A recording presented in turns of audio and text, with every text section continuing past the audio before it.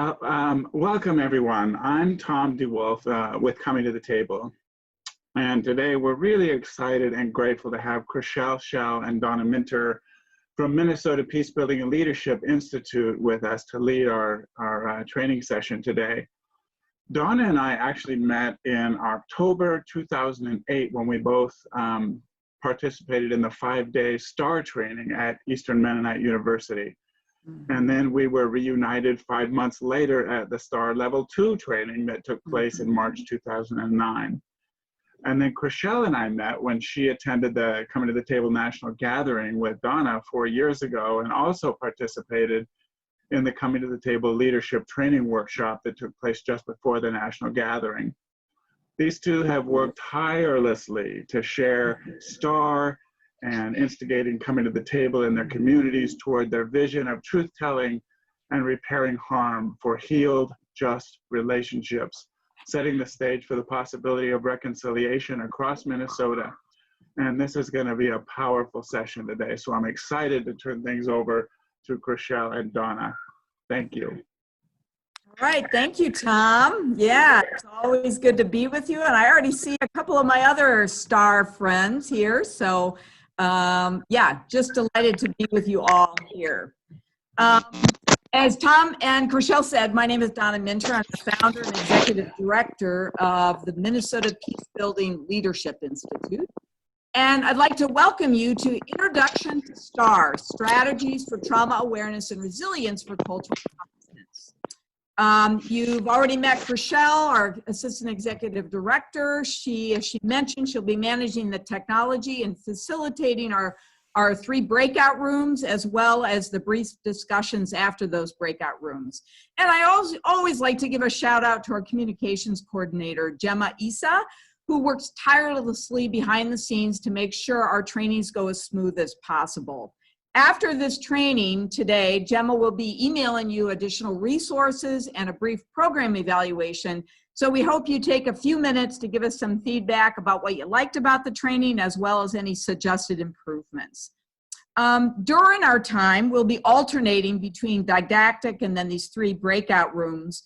When you get into the breakout rooms that Crixell will facilitate, we just ask that you, in addition to share your name, and we'll give you a query to respond to, but then to choose a spokesperson for your group. So when we come back to the larger Zoom room, then that spokesperson, will hear from a couple of the spokespersons examples of what you guys talked about, all right? Now, during this training, we will not be asking you to share any deep personal information. And to respect everyone's confidentiality, we ask that you not share any names connected to any comments that you might have heard in the breakout room. So just keep those to yourself in the larger room or outside of this training to respect people's confidentiality. At the end of the training, Crixell and I will stay on Zoom after for 10 or 15 minutes to answer any additional questions, and Crixell is always available via chat to answer questions as well. All right, so let's get going here. What we'd like all of us to do is just take a moment to rate what's your current emotional status right now.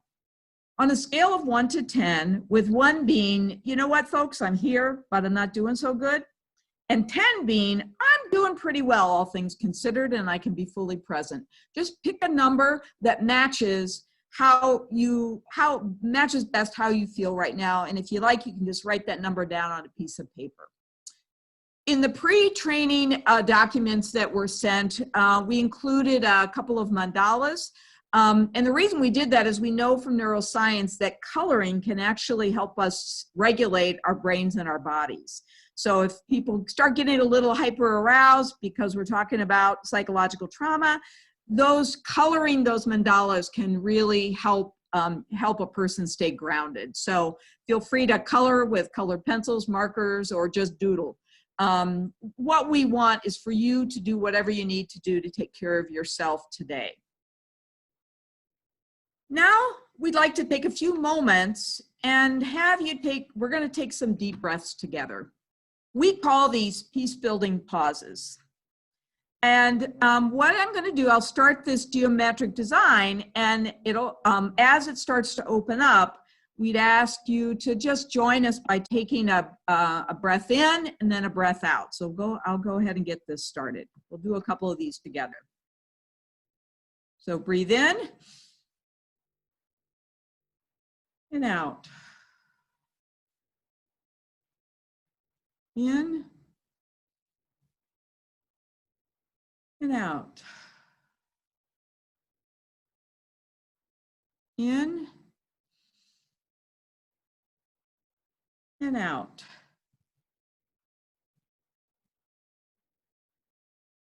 Author Laurel Hamilton wrote, "There are wounds that never show on the body that are deeper and more hurtful than anything that bleeds."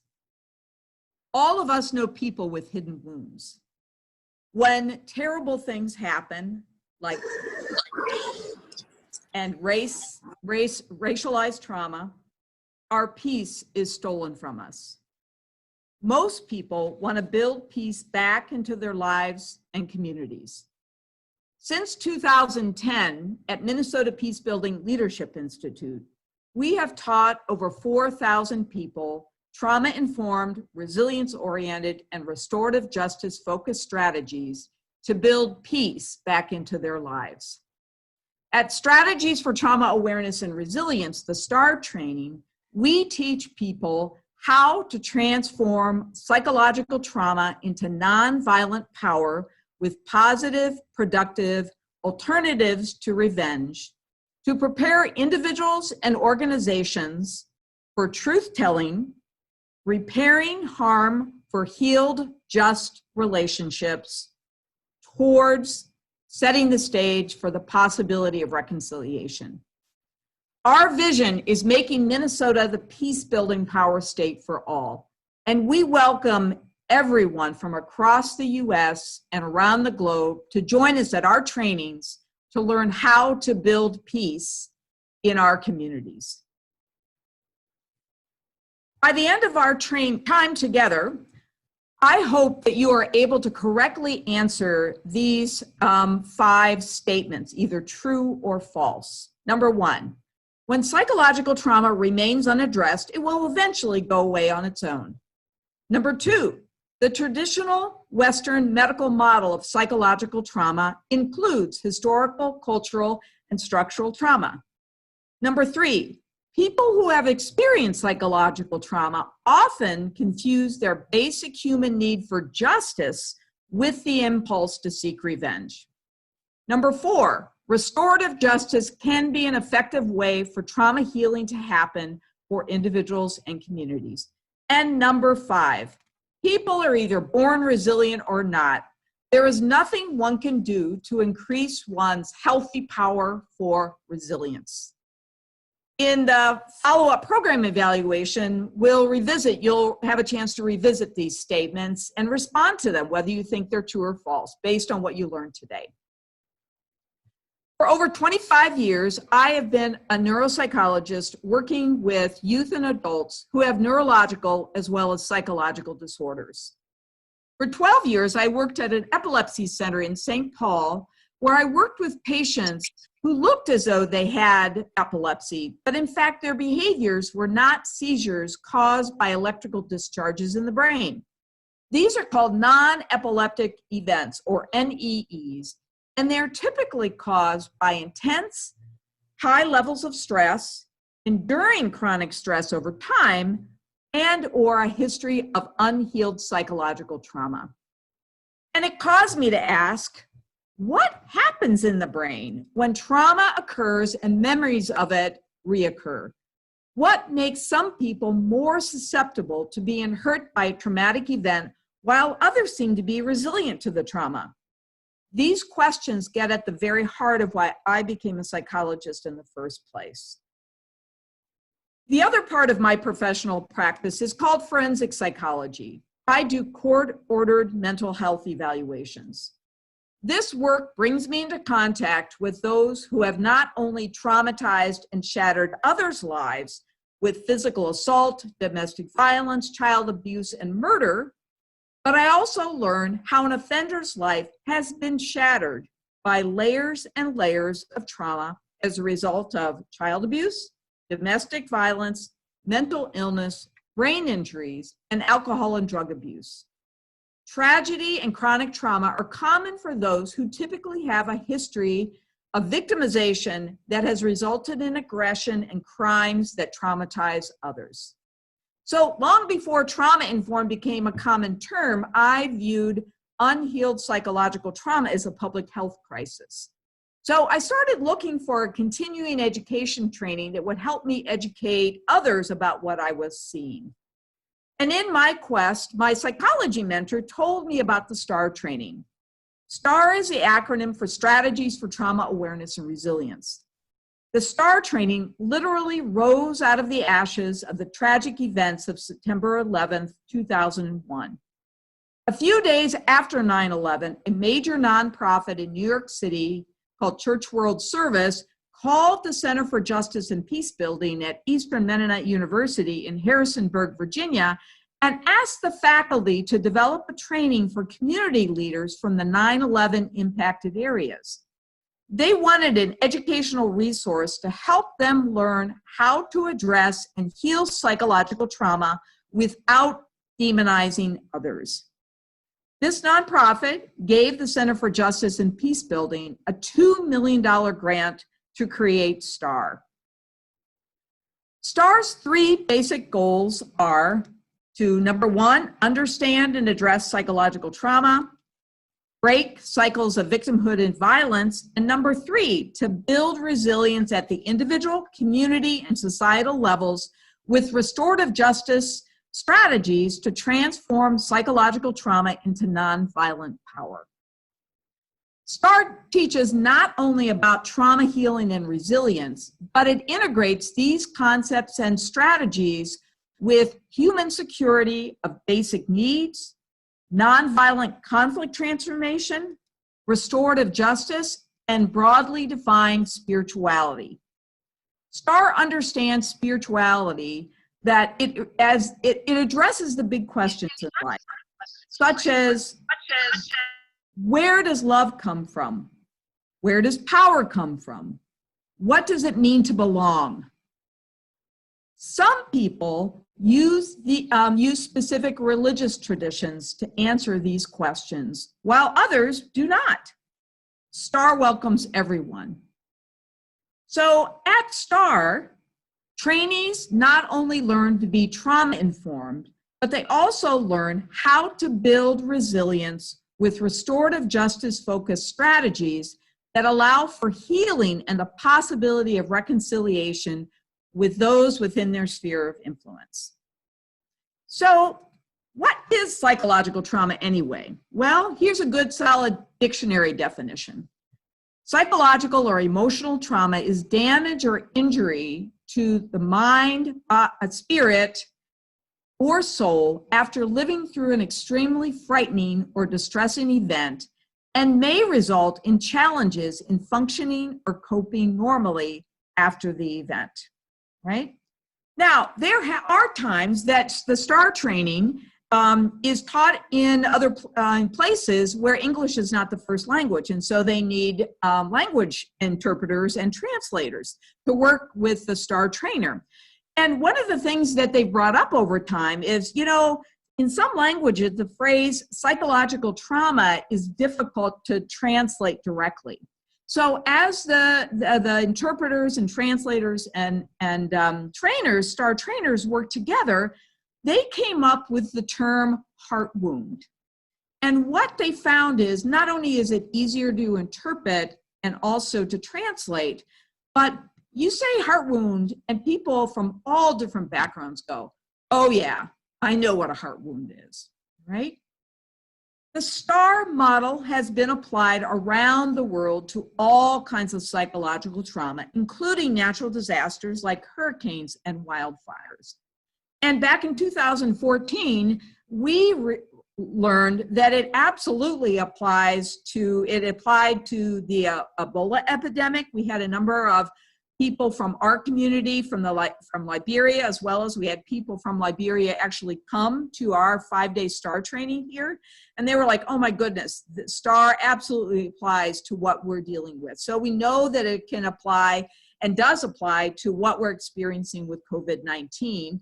And also the individual and collective racialized trauma that we're all experiencing as a result of the murder of Mr. George Floyd at the hands of police officers here in Minneapolis.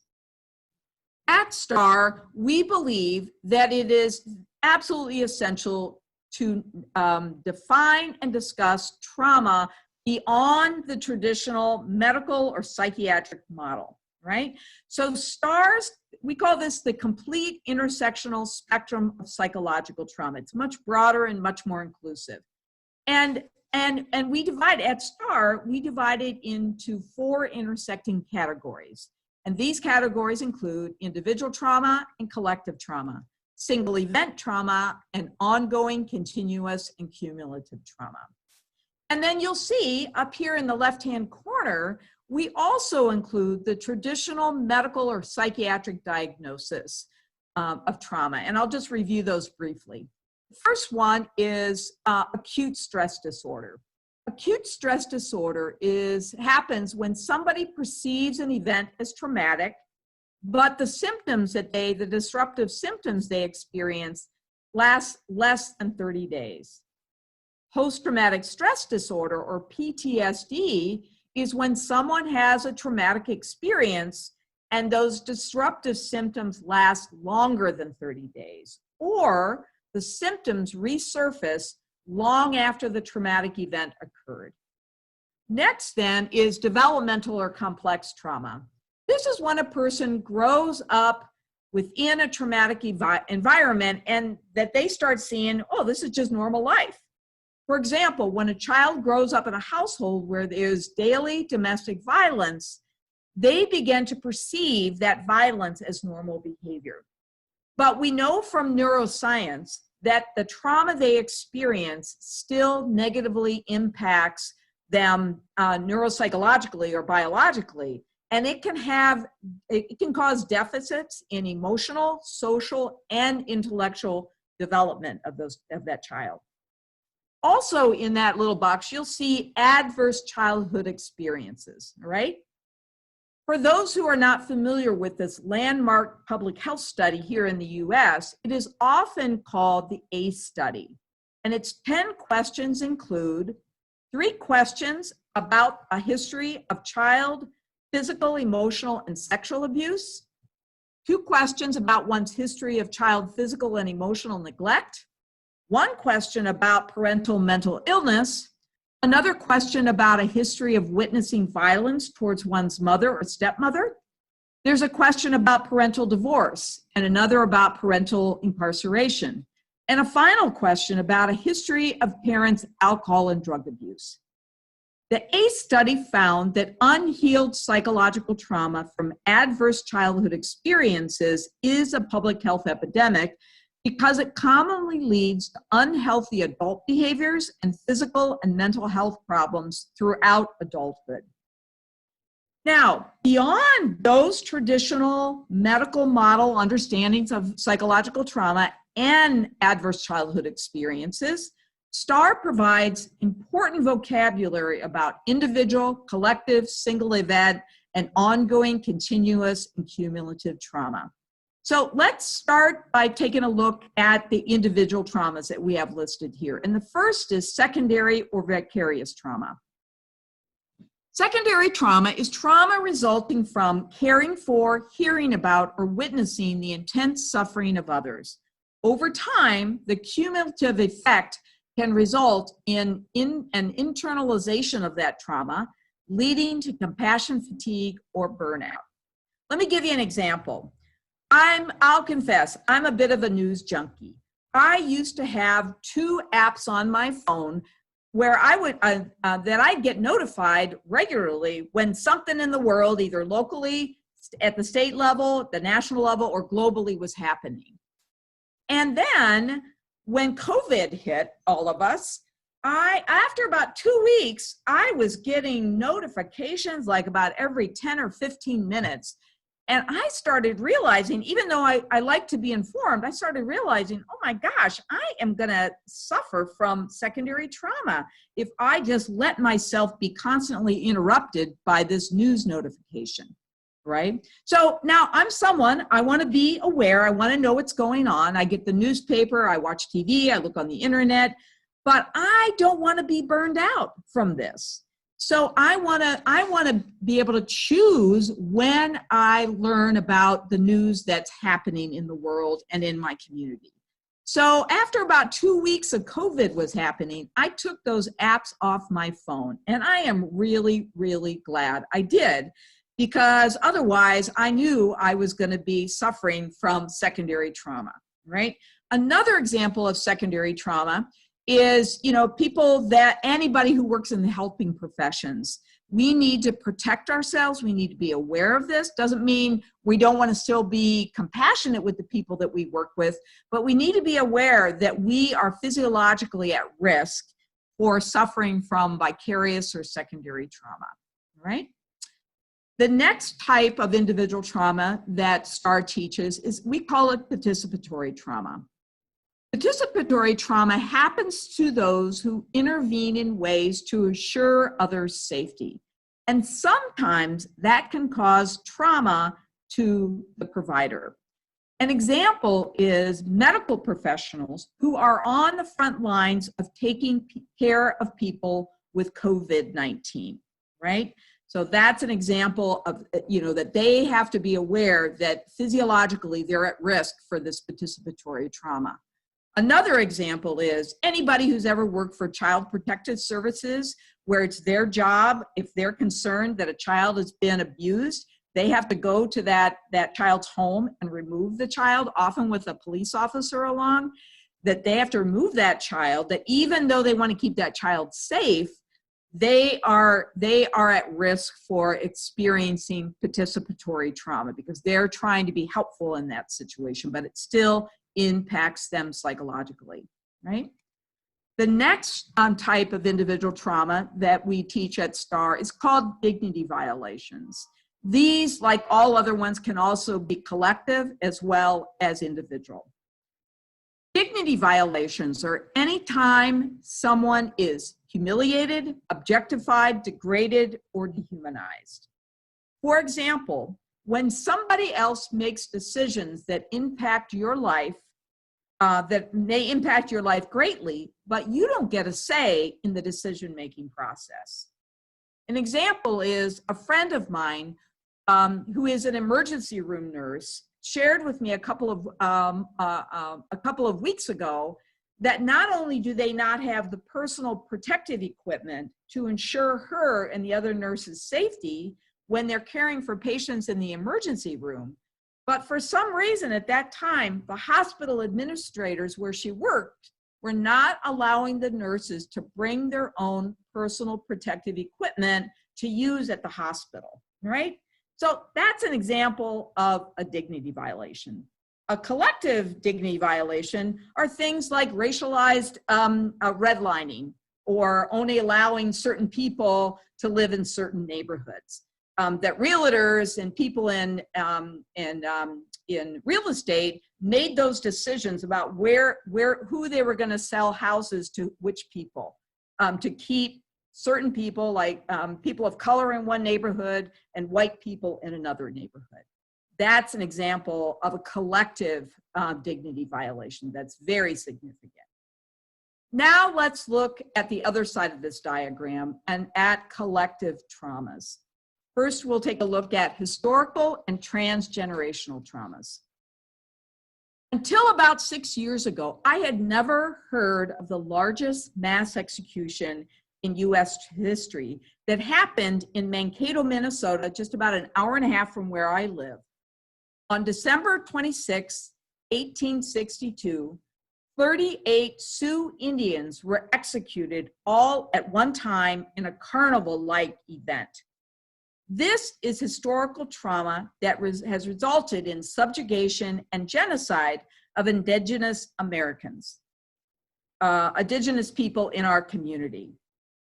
When this trauma is left unhealed, it becomes transgenerational trauma, right? An example is in here in Minneapolis several summers ago, Native American people or indigenous folks started setting up camp along two major thoroughfares called and it was called the Franklin Hiawatha Encampment. It was self-described as the Wall of Forgotten Natives by the people. And it ended up being, there was like 300 or 400 people. They had tents and teepees set up along there. And they were saying, we're out here because we don't have adequate housing. We don't have jobs to be able to support our families. We don't have the social services we need. We don't have the healthcare we need. We don't have food security. All right. So this is an example of really the ravages of historical and transgenerational trauma. Right. Now, fortunately, the city leaders, elected leaders, reached out to local Native American leaders for guidance about the best way to respond. They didn't do, in some major cities in the US, the leaders just got out the bulldozers and chased people away. That did not happen, fortunately, in Minneapolis. And actually, a number of my colleagues and friends are some of the Native American leaders. And they said, you know, the solution we came up with to help these people wasn't perfect, but we were so glad that the elected leaders reached out to us so we could help guide that process. Another example of historical and transgenerational trauma, not surprisingly, is the US legacy of enslavement of African people, really to build the economic foundation of this country.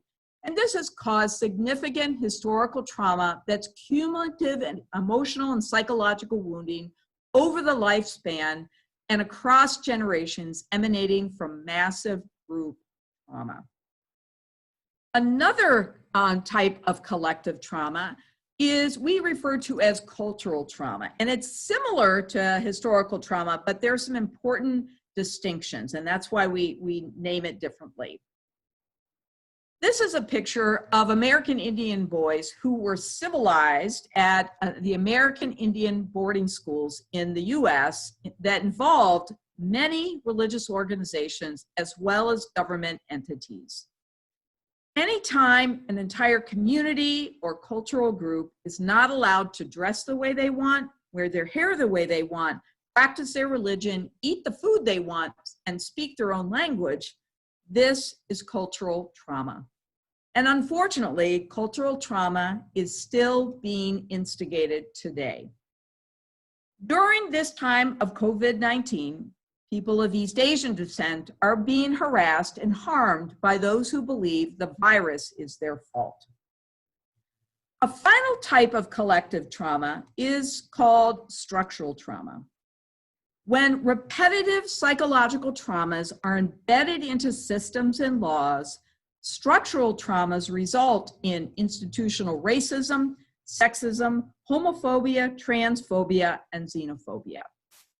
One example of structural trauma is often referred to as the school to prison pipeline that results in mass incarceration. Let me just read part of this slide because I think it's so poignant. 10 states now spend more on prisons than education. Only in America do we spend $40,000 a year to incarcerate each prison inmate and only $8,000 a year to educate each elementary school student. Another form of structural trauma is being exposed by COVID-19. There were racial disparities in our healthcare system all along, but because of COVID-19, they're just becoming much more apparent. And what we're seeing is that people of color are at much greater risk for contracting COVID-19. At STAR, we believe that to address trauma, it is so important to have this vocabulary, this inclusive vocabulary, intersecting vocabulary, to be able to talk about trauma. We've got to name the trauma to tame it. We've got to create safe spaces, like coming to the table groups, to be able to feel it, to heal it, all right? So now, Crixell in a minute is gonna put you into breakout rooms. In the breakout rooms, we ask you to switch on your video if you're able to, and then share your name. And what we want you to do is share examples of individual and collective trauma that you see in your personal and professional communities. And then select the designated spokesperson that when we come back to the larger Zoom room, we'll have a couple of the, Crixell will have a couple of the spokespersons share some examples that y'all have come up with, all right? All right, so I'll turn it over to you, Crixell. Thank you, Donna, and hello again, everyone. Just as a reminder, unmute yourselves. As Donna said, turn your video camera on if you're willing. And in a moment here, you are all going to receive a dialog box that pops up. Please click the join button. It's blue. And you will be taken from this larger virtual room to a smaller virtual room for about 6 minutes, okay? All right, so I'm gonna go ahead and open up the rooms. Click those join buttons.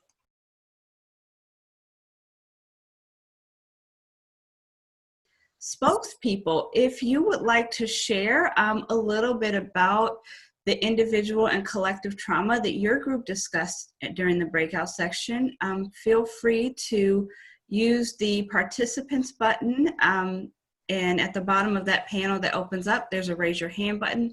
Go ahead and raise your hand and I will call on you. We won't be able to hear from every group, but we'd love to hear from a couple of folks. So I see enough time. Oh, just a second. I'm going to call on folks. Okay. So Jill, I see your hand. Would you like to share? Thank you. Yes, our group had 3 members. 2 of us were able to share. We didn't have time for the third, but we talked about the example of individual trauma being domestic violence. And then, of course, an example of collective trauma being racial discrimination. And then an example of participatory trauma, the example given within this person's experience when being a resident during the HIV epidemic or time, and her understanding that now with what she's heard with COVID, how it will just be compounded exponentially because of how easily COVID can be transmitted, contagious, and the example of hearing in the hospital code after code after code, the auditory of that. So just knowing that it will be much more than even what she was aware of during her time as a resident during the HIV, and then also sexual abuse. Absolutely. Thank you for those great examples, especially coming, really expanding on that collective trauma and the experience that our healthcare workers are having right now. All right, Sarah Irwin, would you like to share? Sure. We had a very complete description of, I guess, institutional trauma. One of our individual members is on the faculty at a college, and she talked about how traumatic she feels it is for the student body to not be represented.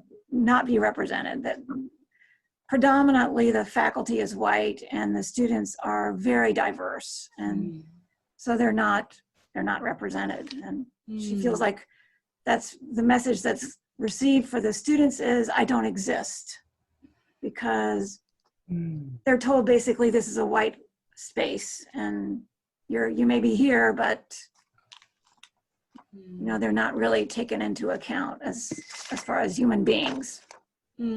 Wow, thank you. Sure. It's another wonderful example. Thank you. And Wilson, would you like to share? Sure. I thought I came in late, but on the spot right now, yes. Our group, one of the persons shared about her father dying when she was younger, and that was traumatic. And then I don't remember exactly the inciting incident, but something happened in the town, in the neighborhood. And basically the white folks started to move out, and that sort of was what happened in the neighborhood caused this moving out. And just that experience. Another person shared, she had been posed the question how slavery impacted her and some others in the group as white people. And she said it showed up into sort of genetically into her family through divorce and abuse in some relatives. And I shared individually my parents' trauma. My parents split as well. And then after splitting, the experience of moving into a housing project and the trauma of all of those people in that situation. Mm-hmm. Excellent job with your group, really talking about not only the horizontal transmission, but the vertical transmission of trauma as well that happens. Thank you for that.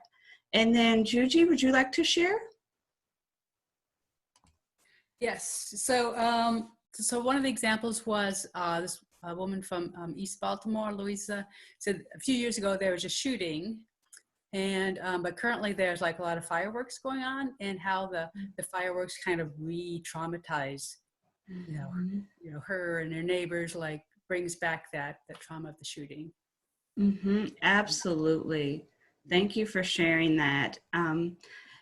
Yes, so as you all can see, I know there's many more examples that you all talked about. So thank you for holding those. It just in light of time and recognizing that this is a shorter training. If you all want to spend more time with us, we do have longer trainings, and we'll talk about that, and it'll be in the follow-up email. And so just thank you for engaging in these discussions during this short period of time that we have together. So Donna, I'm going to pass it back to you.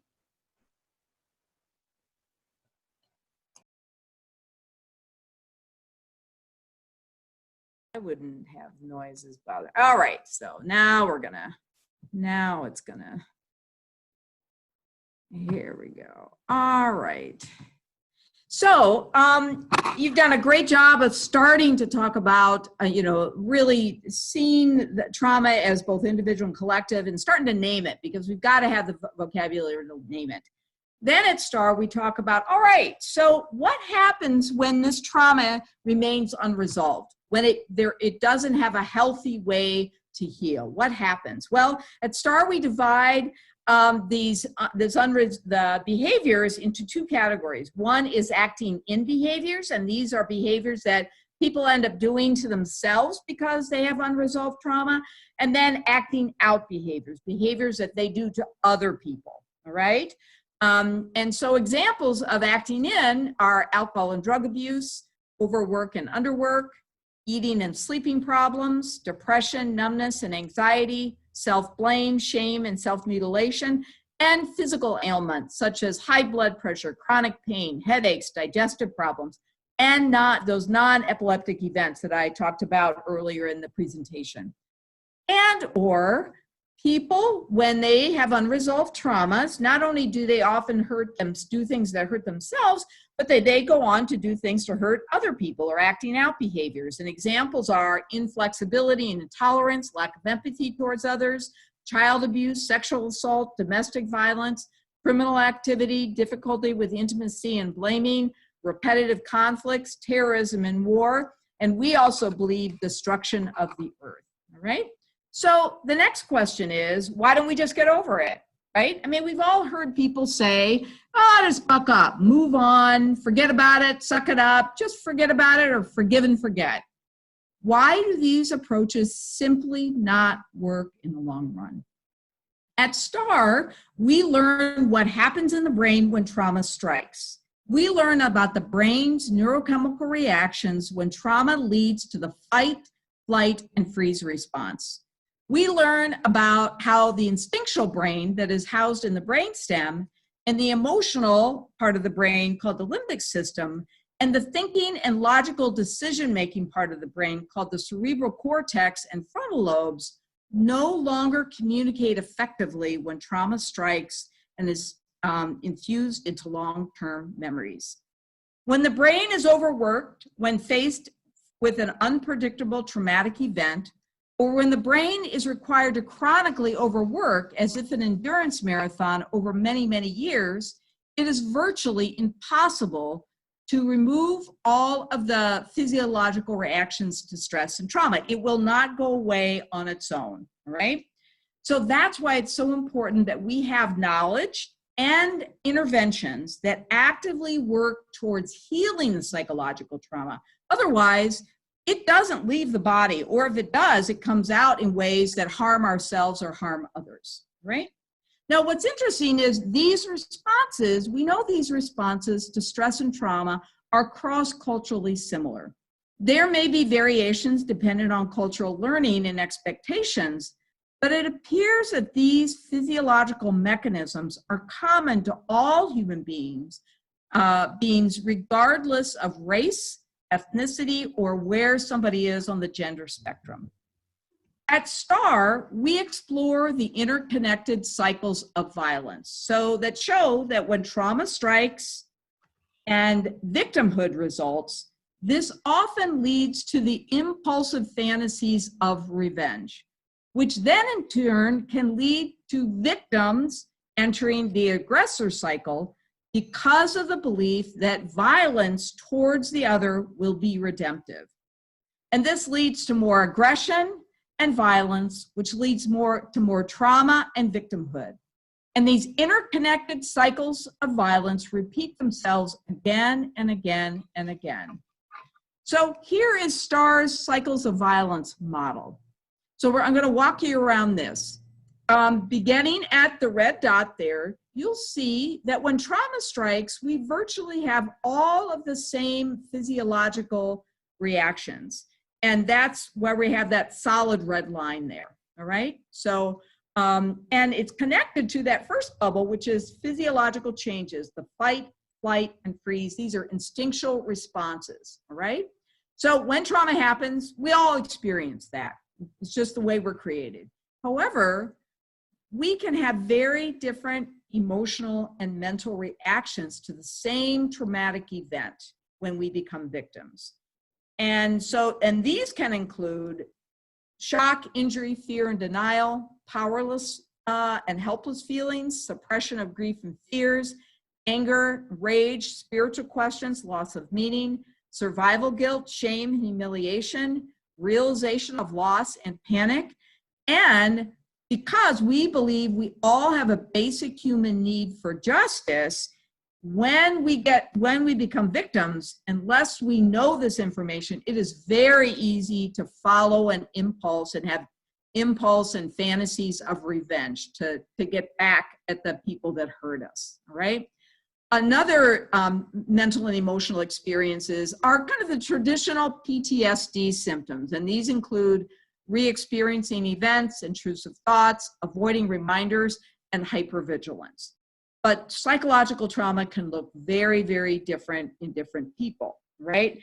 But when somebody gets caught in that victim cycle, it is not uncommon for them to then engage in acting in behaviors that include those physical ailments, depression, suicide, workaholism, self-abuse, addictions, intergenerational trauma, learned helplessness and fatalism, internalized depression, and silence and constricted emotions, all right? So some people stay primarily in that victim cycle.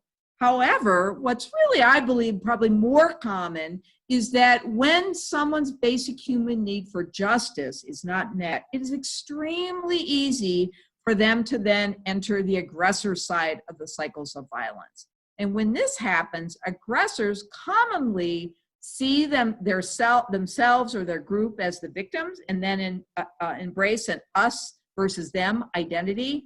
They experience their unmet needs for safety and justice as shame, humiliation, and fear.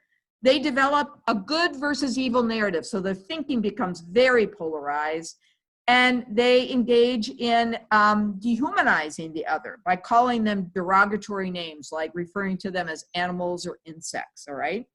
And it's not uncommon for them to view violence as redemptive and think that would be the answer, to decide to pursue their own needs even at the expense of others. It's not uncommon for them to respond to social and cultural pressures and pride, and particularly those that have power. And in our culture, that is often, we hear the term, the white supremacist system, this idea that we're creating systems, creating and sustaining unjust systems and structures that favor some people over others, right? So the structures are set up that way. And then attacking in the name of self-defense, justice, or honor. And when aggressors act out, when they get, they experience these mental and emotional thoughts and feelings, the behaviors then that we see them engage in are bullying, repetitive conflicts, blaming others, child abuse, criminal activity like sexual assault, and domestic violence, right? So when somebody then is caught in that aggressor cycle, and then what happens is not only are they harming others, but they're creating more victims. And then the victims, it's so easy to slide into the aggressor cycle. And these acting in and acting out behaviors that harm themselves as well as harm others, it just continues on and on and on and on, right? So now Crixell's going to put you back into breakout rooms, and what we would like you to do is to share examples of stars acting in and acting out behaviors, and where you see these cycles of violence playing themselves out in your personal and professional communities. All right, so I'll turn it over to you, Crixell. Thank you, Donna. Go ahead and click those join buttons, everyone.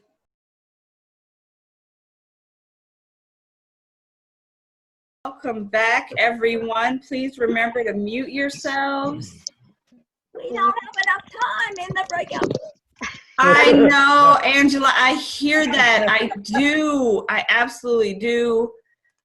And we'll always invite all of you, any of you, to come to our longer trainings where we have more time in our breakout rooms. Yes. So definitely training again. I know. We know. Yeah. So if anyone would like to share any examples of acting in and acting out behaviors, please raise your hand. I see a couple hands already raised. We'll just make sure that we take a few folks and their comments, and then everyone else can go ahead and add anything they'd like to in chat.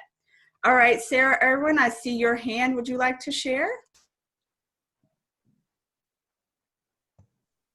Sure. Well, I should say up front, we had a little confusion about acting in and acting out, but we ended up talking a lot about what's happened recently in America, and specifically with Ahmaud Arbery. And my perception was that this was a consequence of acting in, where people are othered, there's community violence. I'm sort of lost for words. I'm sorry. I probably shouldn't have raised my hands. But I felt like, and then there's sort of a whole community response to what's happened, the racist activities that have happened, the murders. So it's sort of a whole cycle of trauma. Right, right. I guess that's the best I can do at this point. Sarah, thank you for raising your hand and for naming the fact that this is hard. Yeah, we were confused. So, yes, absolutely. And this is an introduction to these concepts. The full STAR training is 4.5 days. So you all are doing well to just start grabbing onto these concepts and start processing them as you can, okay?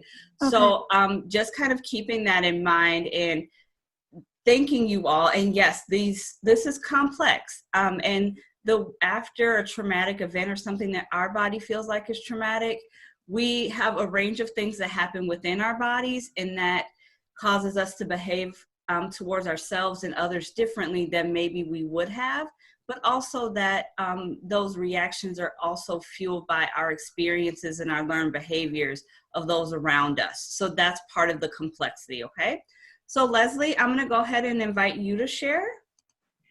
Just briefly, it turns out that the two of us in the group have worked in theater, and we've both observed the coincidence that many people who go into theater seem also, there's a sort of, have alcoholic parents, and that there's something sort of about the energy of and wanting to be seen, which was a really interesting idea to me, that people go into theater because they need to be seen, because I think they weren't seen in perhaps childhood or adolescence, if I got that right. I thought that was interesting.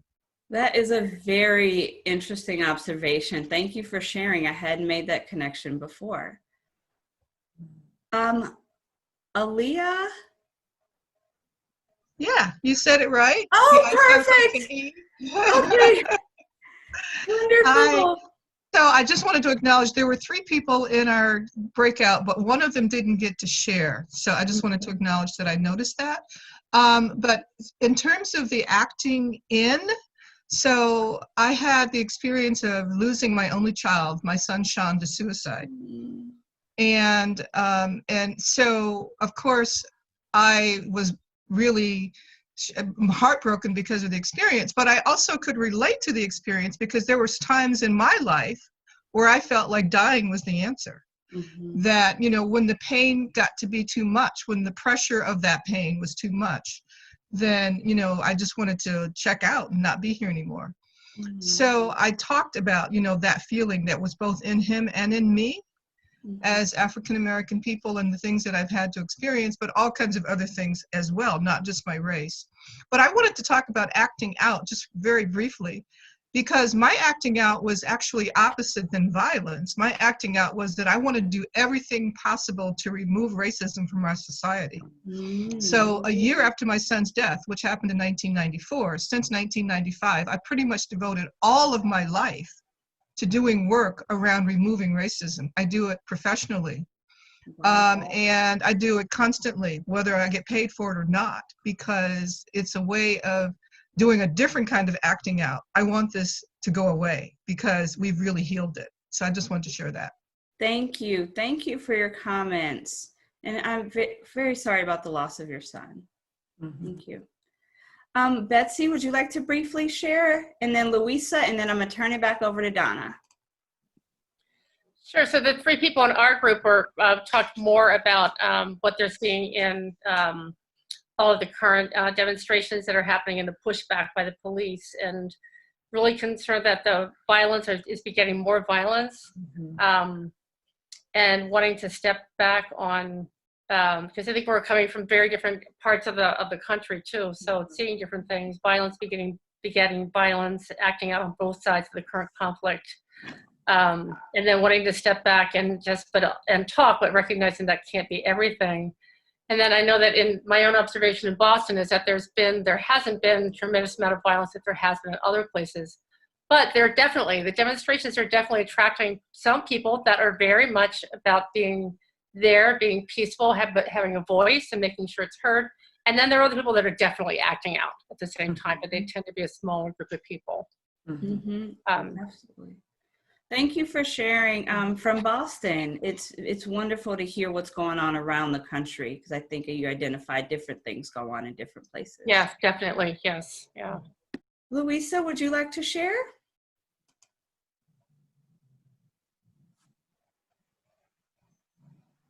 Hi, I sort of shared in the chat to make it quickly, but how police may well be traumatized, we've pondered, and white supremacists, and so much of this behavior that's so easy to condemn for some of us actually has something that I had to admit, feeling a soft spot for Donald Trump, perhaps having been traumatized as a child and bullying as a result. So I'm just holding the acting out also helps oddly humanize.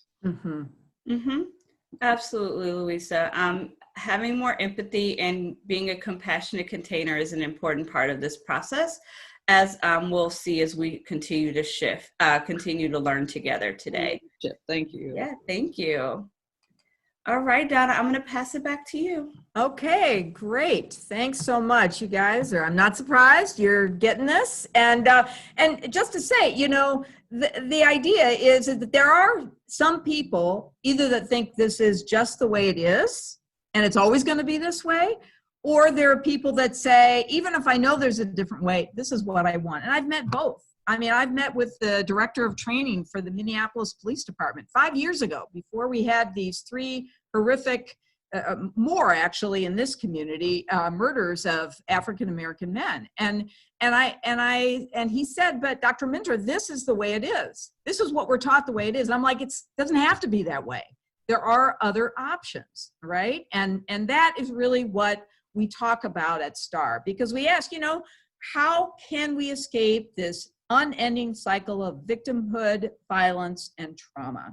How can, when terrible things happen, horrific things happen, like what we've had happen very recently in this community as well as across the country, how can we say, all right, these terrible things happened, let us learn from this and do something different. Let's turn this tragedy and turn it into great wisdom and move in a different direction, so that we really can instigate mental, spiritual, emotional, and societal transformation. And if we decide that we want to do that, then healing can begin to transform that psychological trauma into nonviolent power. We're already seeing that happen here in Minneapolis, to set the stage for the possibility of reconciliation and positive structural change, so that the structures and the systems don't just benefit a few, but benefit the mass, the group, the whole community, right? So this is STAR's Breaking Cycles of Violence by Building Resilience model. And it's often referred to as a snail model, for not only because of its shape, but this work. It's slow and it can be messy as we do this. It doesn't happen overnight. But we here in Minnesota, we also call it the galaxy model, because when you decide to get on this path and commit to stay on this path, it will take you to places you never dreamed possible. Wonderful, amazing places that you never dreamed possible in the past. And so at STAR, we divide this model into 3 sections. The first set of strategies are breaking free strategies. The next are acknowledgement strategies, and then reconnection strategies. And we're going to go over all of them briefly. All right. So let's start with the breaking free strategies. All right. How to break free from these cycles of violence. When I was a college student, I worked at a domestic abuse shelter. And every time the telephone rang, the first question we asked the caller was, "Are you safe?" When someone has been traumatized, finding safety is absolutely imperative. Sometimes safety means physical safety, like many of us, probably all of us, are sheltering in place. And safety also means mental safety, emotional safety, and spiritual safety. It is important not to assume that we know what safety is for someone else. We should ask them, what will make you feel safe right now? What does safety look like, feel like, smell like? Using all of our sentences, what is safety to you? And once we have that defined and we find that safe space, whatever that is, then within that safe space, we work to build trust and support. So if you're with somebody who's been traumatized, it's asking them, who are the people that you trust? Who do you feel most supported by? Let's bring them into this safe space. So you have the people that really make a difference, where you feel supported, right? And then in that safe and supportive space, we practice self-regulation and co-regulation strategies that make a positive difference in calming our brain. The scientific term for this phenomena is called, to regulate the brain and the body, is called the relaxation response. So just like there's a physiological process called the stress response of fight, flight, and freeze, there is also a physiological response that's available to us at any time called the relaxation response. And yes, indeed, deep breathing and bringing oxygen into our brains and our bodies help do that. That's why mindfulness meditation and deep breathing are so important. But it's not just limited to meditation and deep breathing. it also includes things like singing and laughing and humming and swaying and dancing and playing a musical instrument and coloring and doing art. These are all activities that help us not only self-regulate, but when we do them with other people, exponentially, we experience a relaxation response. So that we have this co-regulation going on.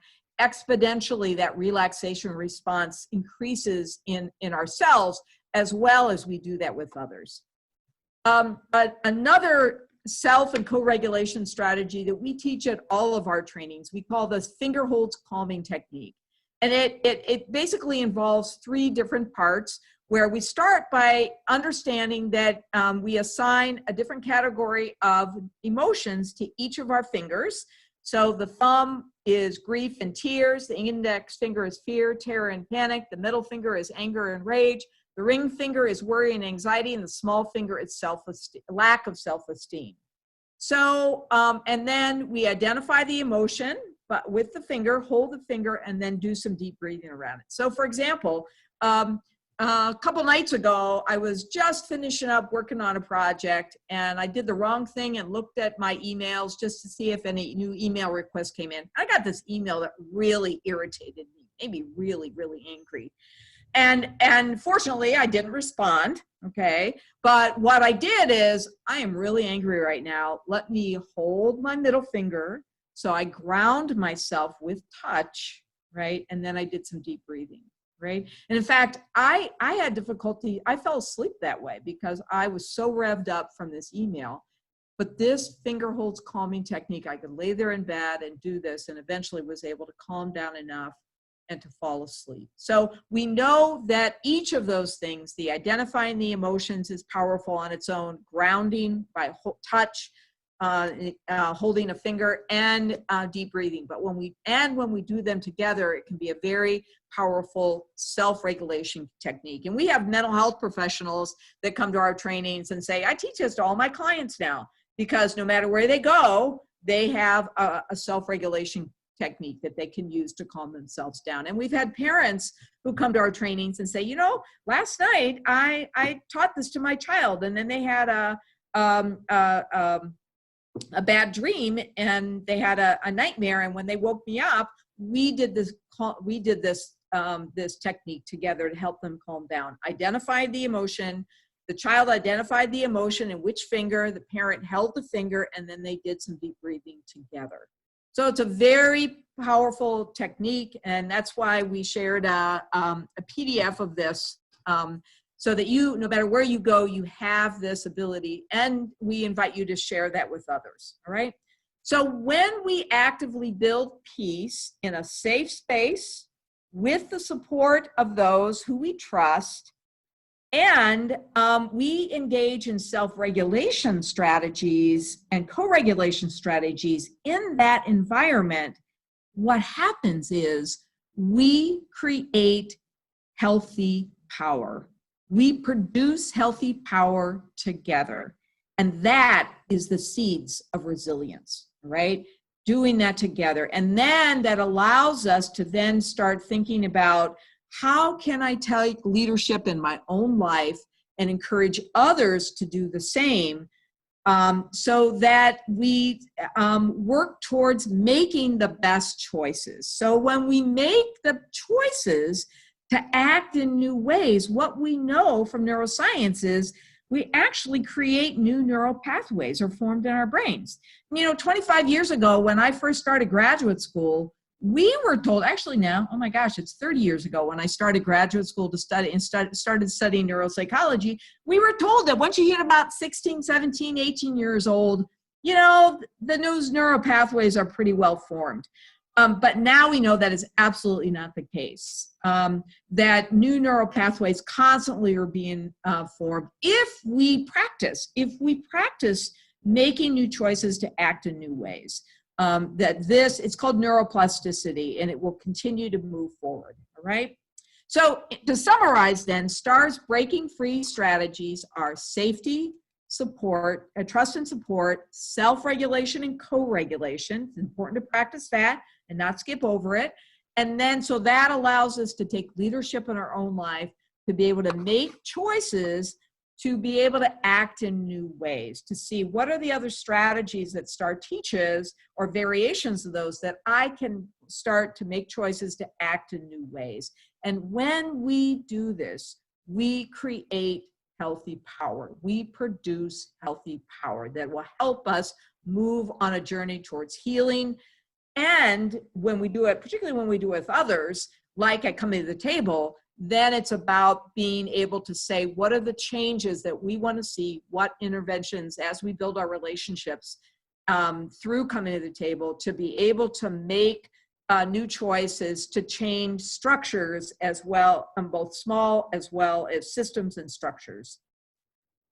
Next on the Galaxy model, we want to now talk about acknowledgement strategies. All right, and let me say, we had somebody in the chat ask us questions. This is not like a 12-step program that you have to do this first one first, and then the next one, and then the next one. It's all depending on what makes the most sense for where you are, to be able to be grounded, to make good choices along the way. So you don't have, but we're going to teach them in a linear fashion because that's the easiest way for us to learn, all right? So these acknowledgement strategies are really important because we must find productive ways to express both verbally and non-verbally about the terrible things that have happened, and we want to do that in a way without causing harm to ourselves as well as harm to others, right? So the first one I want to talk about is mourning and grieving, because at least I know in my experience, and many people understand, is that, you know, mourning and grieving is a part of the human condition. Too often our cultural norms and our society says, particularly men aren't allowed to cry. I even had somebody into training just recently who said, it was a man, and he just said, I was in the face of something terrible, somebody like congratulated me for not crying. And we had this really interesting discussion because he's like going, clearly, this is something my body wants to do. And yet I have cultural messages that say that's not okay to do. So what we say is, if that's the case, find safe people and safe places to be able to let this happen. Because we know from research of tears is that when you cry, you're actually releasing stress hormones from your body, right? So crying helps the release of the trauma energy from our bodies and our minds to calm our minds. It's also a self-regulation strategy. And oftentimes then it allows people to be able to actually find their voice, to be able to talk about what has happened. So the next acknowledgement strategy we want to talk about, not surprising, is naming and confronting the fears so that we can move towards accepting that loss, all right? And it really is about, this takes courage, folks, you know, it takes courage to name the trauma, to put words to it. But we say we've got to name it to tame it. That's why it's so essential that we have all of the vocabulary, variations of the vocabulary, not just the traditional mental health understanding of trauma, all right? So when we create spaces to be able to tell our stories, to be listened to without being interrupted, then that's another way for the trauma to be released, by telling those stories, all right? And we also create safe spaces for other people to tell their stories. So even if they have a different perspective, we listen to them, all right? And that's why Crixell and I are such firm believers in the Coming to the Table process, because using the touchstones that come to the table, that's what we do. We say we're not going to solve it all here, but what we are going to do is create a safe space so we can talk about issues around race and racialized trauma, because there's not many other places in our culture that we can do that where it's safe and people really work to listen towards one another. We just really believe that being a good listener is a skill that we should all strive for, right? The next strategy I want to just briefly mention, then, acknowledgement strategy, is memorializing. And we at STAR talk about the importance of creating healthy memorials so that there's room for the trauma to be talked about and experienced, and the crying to happen, and the rituals to happen. So it's really about creating memorials for that trauma. We have a space to grieve and mourn and dance and cry and laugh together, and to tell stories about what has happened. So this is an example of probably of a individual individual healthy memorial. And at the same time, this is a picture I took just a couple of days ago at the memorial, the organic memorial that is grown up around 38th Street and Chicago Avenue, where George Floyd was murdered by police. So it's just growing. There's all sorts of amazing art. Actually, the city is becoming a memorial to him. But this is this idea, we need to have these spaces. And when I went and spent time there, most people had masks on, thank goodness, but there were just so many people there praying and singing and crying and dancing and just being there to think and to create this space for where this trauma happened, so that then we can start, we need to acknowledge it to then move on, right? To move on in a healing process and an empowerment process, right? The next strategy, or the final strategy, acknowledgement strategy, is reflecting on the root causes and acknowledging the other person's story, right? So sometimes acknowledging the other story can be helpful in the healing, all right? And at the same time, it's really important to always recognize that just like all the other strategies we teach at STAR, it needs to be implemented very, very carefully and thoughtfully. For example, this strategy would be completely inappropriate to suggest to a child who's been abused, all right? You wouldn't say to an abused child, well, you just need to understand that the person that abused you also was abused. Now, that may be true, but that would not help this child move towards healing. So you wouldn't use this strategy in that situation. Another example is with a person who has been a victim of intimate partner violence, you would not use this strategy with them, okay? Because likely it'll keep them locked in those cycles of violence. Now, later down the road in their healing, they may choose that that's something that they want to look at, but that's their choice. But first, especially initially, that would not be something that you would use. So like I said, with all of the strategies, that's why we need to really have our mind clear to be able to think, is this strategy going to help a person heal? Is it going to help me heal? And only use the strategies that do help yourself heal or help others heal, right? Next, then, we want to talk about strategies for reconnection, right? And the first one is very simply taking risks to engage in new behaviors, all right? And this is really about, this whole process is about making new choices, like we talked about with, so our new neural pathways will fill. But recognizing that if we're gonna try new strategies that we've never tried before, there's gonna be some risk involved. So let's weigh the benefits and the risks of each choice we make and decide, is this a choice? Is this a strategy that we want to use? Do I want to take the risk that maybe something new might happen if I engage in this strategy, right? Also, a reconnection strategy that's very important is practicing tolerance and coexistence. And really what this means is sometimes the wisest thing to do in a situation with a particular relationship is to honor the importance of staying away from the other person who caused the harm. And you might stay away from them for a couple of minutes, a couple of hours, like giving yourself a timeout. But you might say, you know, we need to just not be away from each other for a couple of months or a year or maybe a lifetime. But this tolerance and coexistence is a choice that we have that we can work to make to be able to allow ourselves to move towards healing, right? Another reconnection strategy then is some folks will choose to engage with the person that harmed them. And we would only encourage we know we encourage a victim to do this if it's something that would allow them to move towards healing. We're going to see a video in a little bit of an example of somebody that chose to do that, right? And so it's this idea of being able to find if the person that did the harm or was connected to the harm, if it is safe for the person who was harmed to be with them, and that person is willing to take responsibility and not do any more, not engage in harmful behavior, then it's, are there projects that we can do together to work together for something good to happen? It's just another option.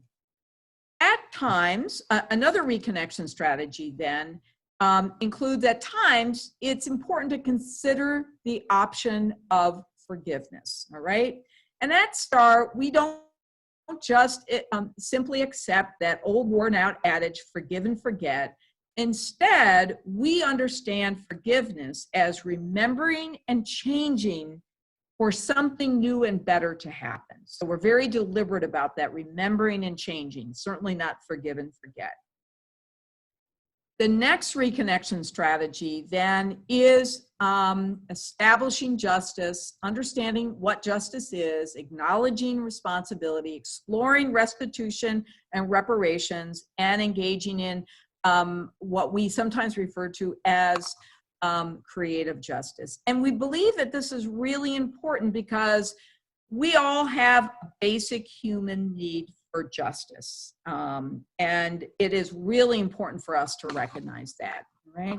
So to do that, we must first examine what is commonly thought of as justice in most Western societies and countries that were colonized by the West.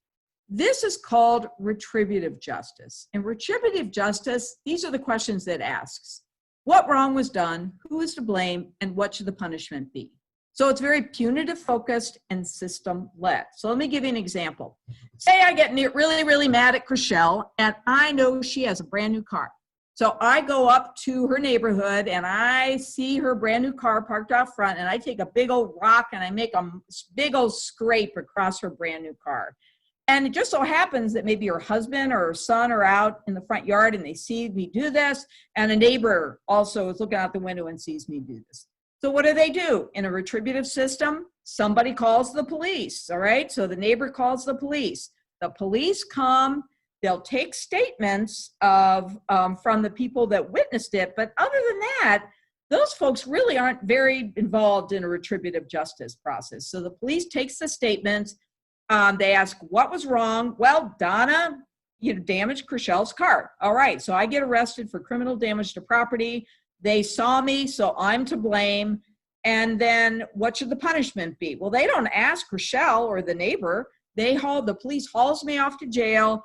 I get thrown in jail, and then I have to go to court. And then it becomes the state of Minnesota versus Donna Minter. All right. And if I'm found guilty in court for that criminal damage to property, they'll think, oh, they'll decide what the punishment is. And what they'll do is they'll look at their laws and say, okay, well, the damage she did was about $3,000. So this is what her jail time should be then, right? They don't go back and ask Crixell or the neighbor or anybody else, right? This system, it is about, and then the punishment is on the person who did the harm, right? Who committed the crime. At STAR, then, we explore an alternative to retributive justice, which is called restorative justice. And it really seeks to heal the effects of the harm or the effects of the crime. And these are the questions restorative justice asks. Who has been hurt? What are the victim's needs? Who's responsible for making things right? And what needs to be done to make things right for the victim? So it is restorative focused and victim led, right? So back to our example. I did some damage to Crixell's car. So who was hurt? Well, Crixell was hurt, all right? She's like, yeah, I'm really hurt by this. Not only did she damage my car, but I'm like, why did she do this? I thought we were friends. Or even if she never had seen me before, she'd be like, why did she damage my car? So it's really focused on what are the victim's needs? Well, Crixell would say, probably say, I need my car fixed, and I need a loaner car while it's in the body shop, and I need Donna or somebody else to pay for it, all right? And I just want to know why she did it. Why did she do such a thing? This doesn't make any sense to me. Also, her husband or her son might go, why did she do this? You know, why did she, they would also want to know. And the neighbor might be going, is she gonna damage my car too? I mean, or my house, or do something else, all right? And then the question, who's responsible for making things right? Well, I am. I'm the one that did it. I'm the perpetrator. And in restorative justice, in a traditional kind of, there are many different forms of restorative practices, restorative justice practices, but in the traditional kind of restorative conference, there would be a trained restorative justice facilitator who would first meet with Crixell to see if she wants to use a restorative justice process. And then if she says yes, the facilitator that then would contact me and meet with me and say, are you willing, Donna, are you willing to take responsibility for this harm you caused and make things right? And as long as I'm willing to do that, then I get to be a part of this for the empowerment and healing of that harm, all right? And then the facilitator would bring them all together, bring me together with Crixell and probably her family and a couple of the neighbors as well, so that I would be in a position to answer their questions and also hear what they want me to do to make things right. So it's really about restoring, it's restorative focused and victim led. So restorative justice typically in that situation, typically involves the person who was harmed, the victim, the person who did the harm, the offender, and also community members surrounding the victim and the offender that are also considered stakeholders, all right? So, you know, restorative justice philosophy is not new. It has been practiced by indigenous communities since ancient times, all right? And Howard Zehr, he was in the 1990s really started writing it down, and because he found ways to practice it in our criminal legal system to see it as an alternative. So he's the author of the Little Book of Restorative Justice and other books about it. But he did not, and he's very clear, I did not come up with this. I just, what I did is start to put it down on paper so people in the Western world would actually pay attention to it, all right? So the philosophy of restorative justice is that it restores power to those who were harmed. It provides an opportunity for the person who did the harm to repair the harm, and it repairs the harm done to the victims and or the community surrounding. And it also provides a reciprocal experience to meet the basic human need for justice for all the stakeholders involved, right? So now what we want to do is I want to show you a video. This is about a 6.5-minute video of a mother whose daughter, teenage daughter Lacey, was murdered. And when she went through retributive system, she's like, I'm not getting my needs met here. And so she found out about restorative justice and decided to move in that path. So I'll just let you watch this, and so you can see about her experience.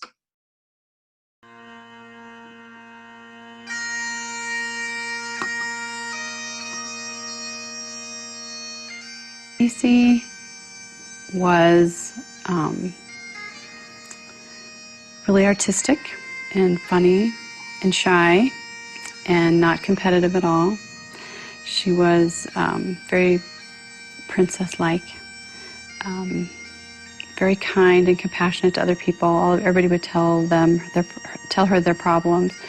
She would do really thoughtful things, like for every birthday, she would make me a little special gift, and she would have tea parties for her girlfriends, and she would make name tags, and she was just very sweet and thoughtful and very strong in her beliefs. She was sweet. I think sweet would be a good description of her.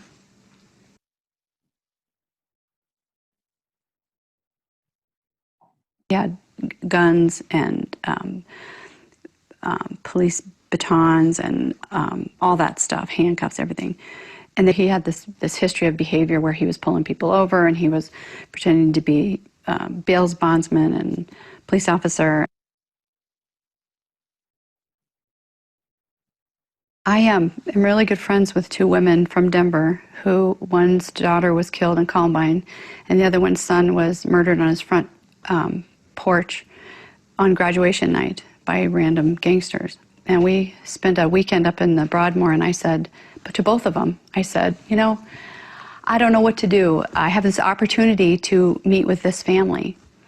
Do you think I should? I mean, the one for what the daughter from Columbine said, I'm not allowed to meet with the other family.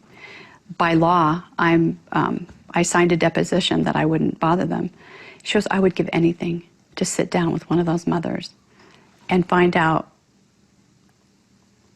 why.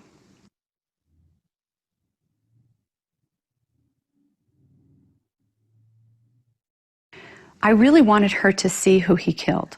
I wanted her to see who he took, that she was so valuable to all of us. And I needed her to see that and feel that. Against all opposition from my family, and mostly because they didn't understand, you know. I decided to meet with them, and we all sat down and at my house with his mother, Jason's mother, and his brother, and my husband and I. We sat down and we just kind of, they were skeptical and we were skeptical, and we just hugged and cried and hugged and cried some more, and then I just said, well, what was it like for you? And then she talked. You know, mine felt like exploding, hers felt like imploding. You know, we both had the same thing. And she talked about how awful it was and how she just didn't understand how she could raise, in a Christian home, raise two children and they turn out too differently, and how she couldn't look at his pictures from when he was little, and yet she loved him, and, you know, and she just was struggling like I was struggling, only on the other side of it, you know.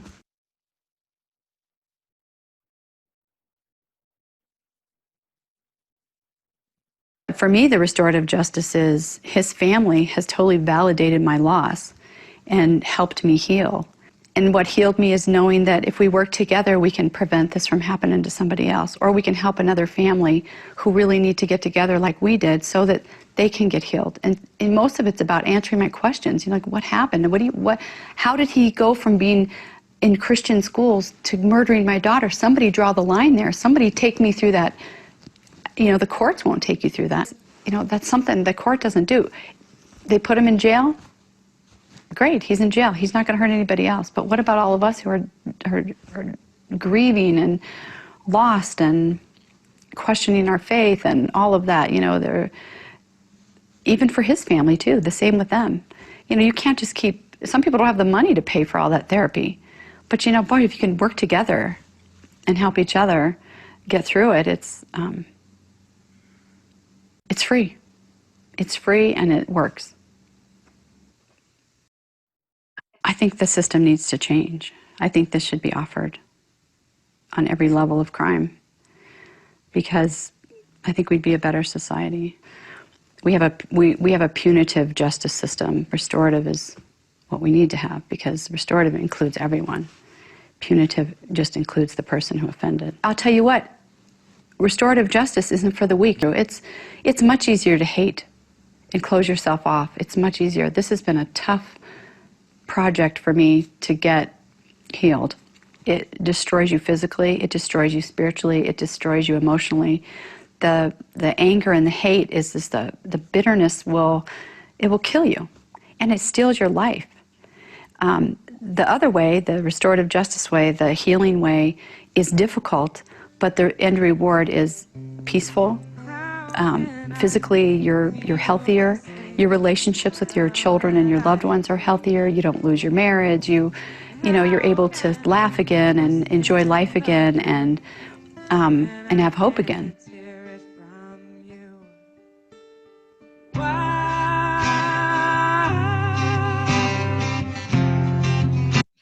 So I've seen that video so many times, and I just think it's so powerful. I mean, there are lots and lots of videos on YouTube about restorative justice, you want to find out more. And like I said, there are many, many different practices of this restorative justice philosophy. And so she's really spoke of a very, individual and personal one, but then kind of the ripple effect was that they were saying, we're gonna make meaning that will help make change for others, to be able to let people know about that. Another form of restorative justice practice are truth and reconciliation commissions for whole nations and communities. I look forward to the time when we have we have multiple truth and reconciliation commissions here in Minnesota and across the country. And I know Coming to the Table, I think what Coming to the Table does is we're creating these spaces for acknowledgement to happen and to build relationships and for healing to happen, so that then we can start thinking about, taking these actions so that we can do some serious truth telling before we get to reconciliation, because that truth-telling piece is so important. And that's really what a restorative justice process allows to happen, whether it's individual or collective.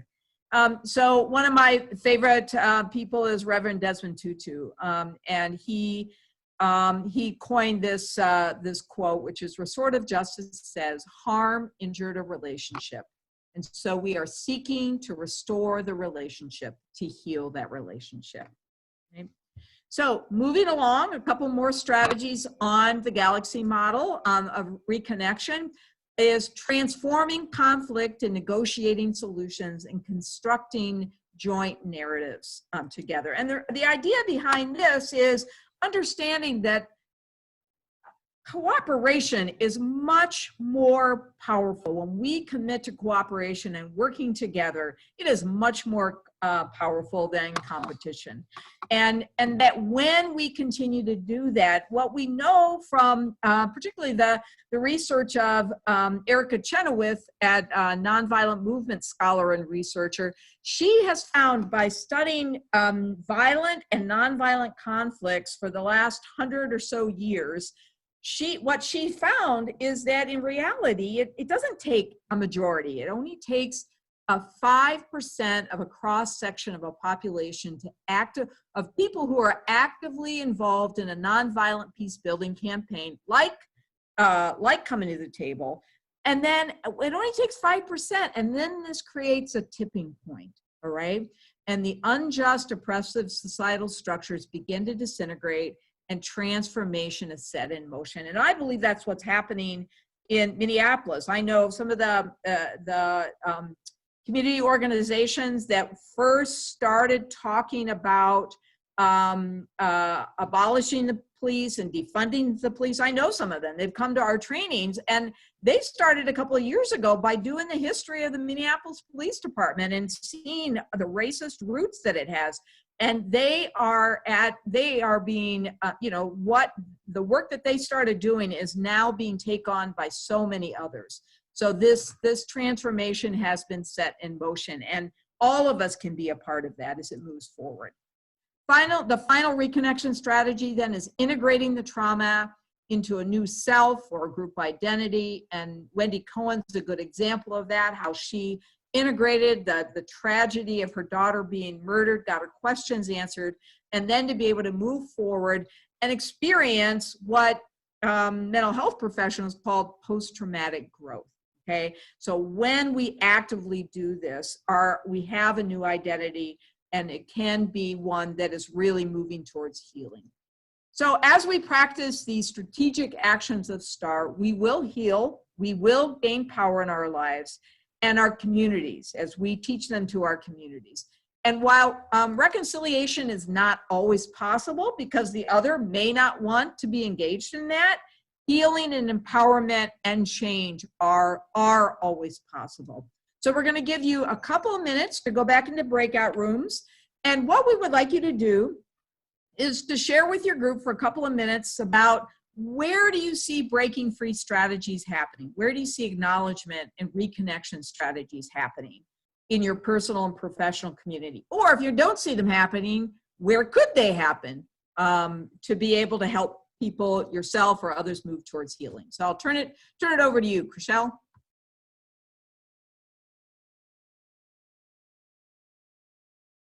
So what breaking free acknowledgement or reconnection strategies that you all discuss? And I'm gonna call on Nina first. Okay, I'm celebrating, and I'm thinking some people won't be familiar with Dominic Barter. He was living in Brazil. At the moment, didn't have a job, so he just sat in the favelas and watched how those families solved their problems. Mm-hmm. So the police couldn't go there. Mm-hmm. So out of that information that he gleaned came restorative circles. Mm-hmm. And here in Georgia, there's one place in Athens that teenagers at least have this choice. I'm celebrating that. You do it in Minnesota. Yep, Minneapolis. Mm-hmm. Yeah. We have the same thing in Washington, D.C. Wonderful. Thank you for sharing that. Sarah, would you like to share? Sarah Irwin? You're not muted, Sarah. Oh, okay, sorry. No, it's okay. So I talked a little bit about, But now you're muted. Uh-oh. so I talked a little bit about how my coming to the table group processed the sudden death of one of our leaders who was an African-American woman, and how we moved through all the stages that we talked about. And also we're talking about how this just seems like a really foundational process for any group that's interested in this kind of work and racial healing, Mm-hmm. to be familiar with. Thank you. Sure. And Rick, would you like to share? Yeah, in our group, we shared 3 different examples. One, in Philadelphia, where I'm from, we need very much the same kind of process that was being described going on in Minneapolis. We have a long history of police violence against people of color going back decades. And we had a statue of a particularly notorious mayor and police chief, Frank Rizzo, that actually was removed, which is in and of itself is not going to change a whole lot, but certainly it was symbolic. And they had to do it in the middle of the night. Wow. And then we just shared that there is legislation that's just been proposed, and she's put the name of it in the chat, in Congress to establish a National Truth and Reconciliation Commission. So that's certainly moving in the right direction. And then we also shared that one group that in Pennsylvania just kind of memorialized all the names of people who had been dead by police violence. So those are 3 examples. Wow, those are great examples. And Jill, would you like to share? Sure. We talked a bit about the idea of practicing tolerance and coexistence. Some people seem to be ripe for that type of work right now because of the nationwide recognition, more so than in the past, of systemic racism. But we also, there's much work to be done, and we acknowledge that often in our places of faith, in our places of worship, that is the last area that's willing to do the work. And we didn't really get a time to talk about why that is, but just often that's not really talked about in places even like this. But recognizing that much work has to be done in our places of worship. Mm-hmm. Absolutely. Thank you. And for those of you who do participate in organized religion and you have places to share about coming to the table. Mm-hmm. Share about any other resources you have. When they know about things and they feel comfortable, they're more likely to get involved. So share and share away. All right, Gleason, you're going to be our last comment. Hi, this actually didn't come up in our group, but as I was thinking about the memorializing, because I hadn't really spent much time thinking about that aspect of things, I suddenly remembered my experience of going to the Equal Justice Initiative memorial. Mm-hmm. And it was such an incredibly powerful, moving, like, feel it in your whole body, reverberate viscerally experience. And I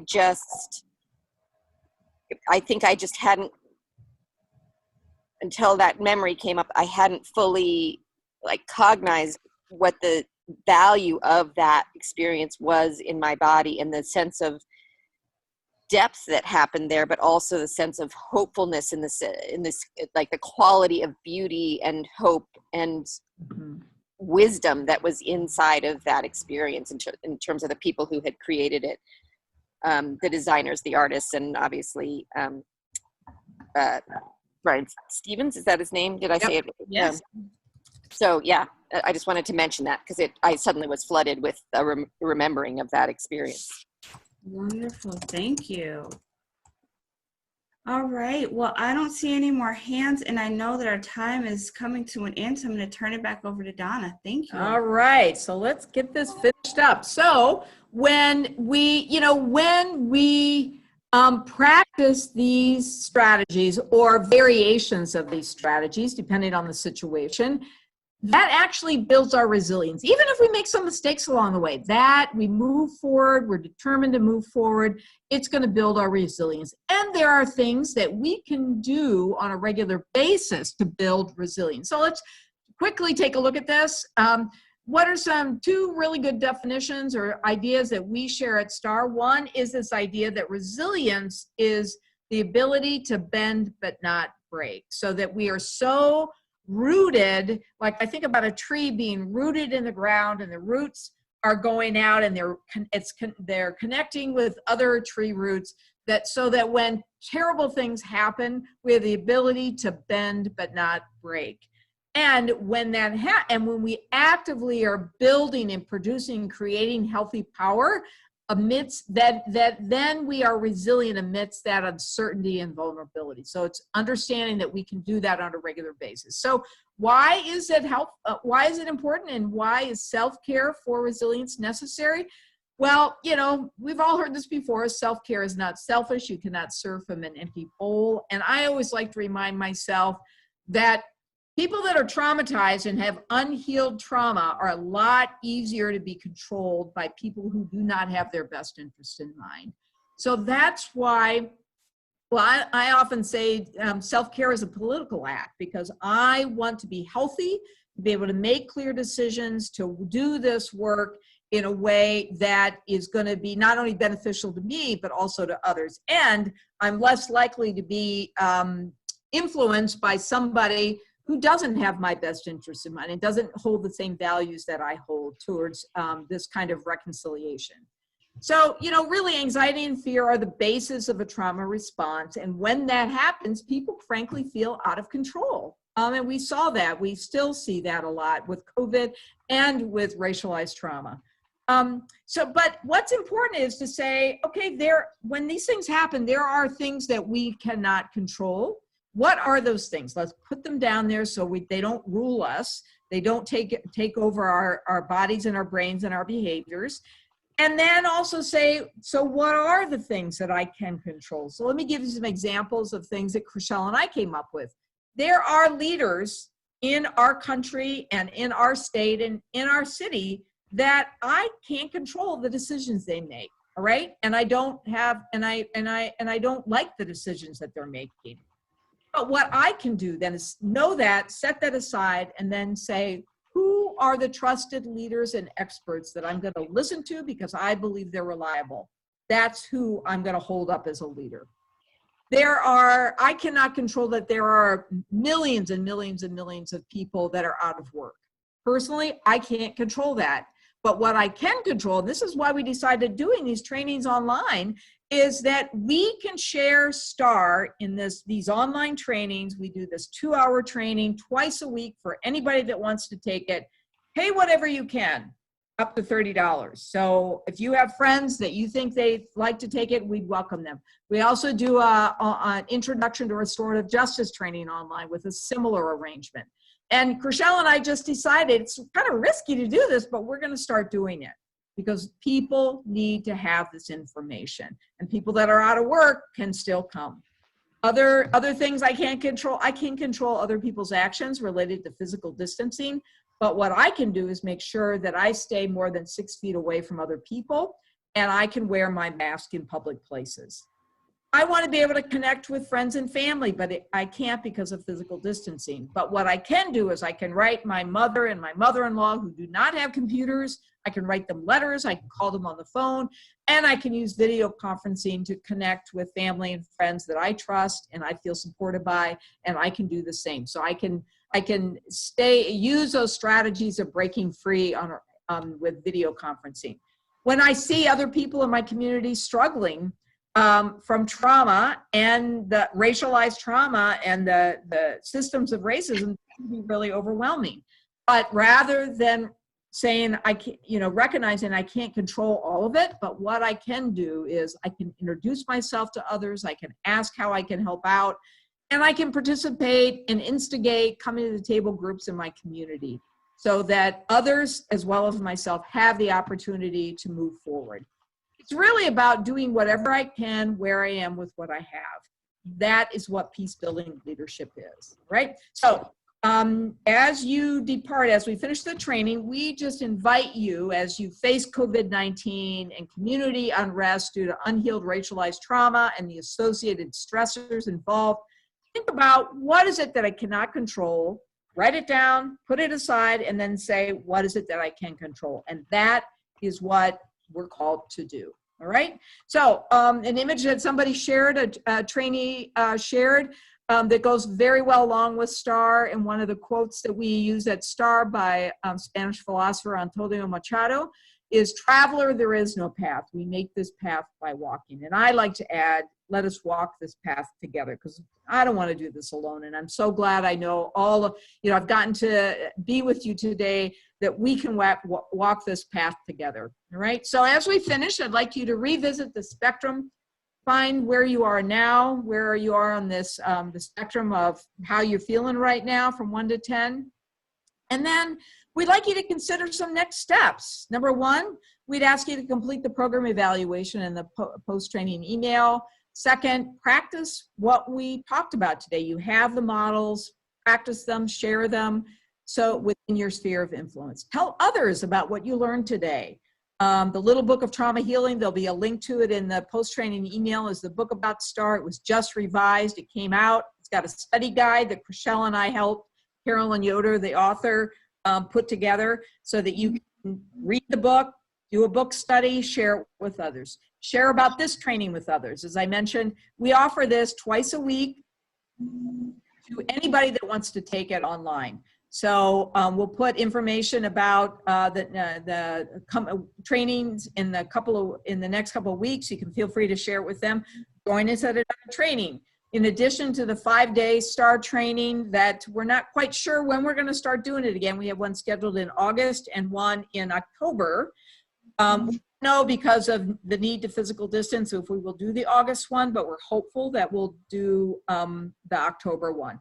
But then we also have other online trainings. We have what's called STAR Lite, which is the single-day version of the 5-day STAR training that we are now, Crixell and I do that online together. We do that, gosh, it seems like about every other week. So we do that for the general public, but we also, all of our trainings are, if you have a group that you want to contract it, we can do that as well.